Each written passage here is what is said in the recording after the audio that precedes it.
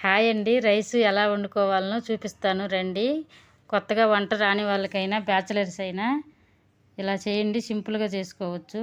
దానికోసం ఒక బౌల్ తీసుకొని అందులో ఒక గ్లాసు రైస్ వేసుకొని బాగా కడుక్కోవాలి 2 సార్లు. కడిగి పక్కన పెట్టుకొని ఒక గ్లాసు రైస్కి 2 గ్లాసులు వాటర్ వేసుకొని గ్యాస్ మీద పెట్టుకొని గ్యాస్ వెలిగించి మూత పెట్టుకోవాలి. మూత పెట్టుకున్నాక 5 నిమిషాల్లో పొంగు వస్తుంది. పొంగు వచ్చినాక కలబెట్టి మళ్ళీ మూత పెట్టి ఒక 5 నిమిషాలు ఉన్నాక సిమ్లో పెట్టండి. 5 నిమిషాలు ఉన్నాక ఒక గంటి తీసుకొని గంటితోటి రైస్లో పెట్టి చూడండి. చూస్తే తేమగానే ఉంటే రైస్ కానట్టు. మళ్ళీ మూత పెట్టి మళ్ళీ ఇంకోసారి రైస్లో పెట్టి చూడండి. తేమ లేకపోతే రైసు రెడీ అయినట్టే. అంతేనండి.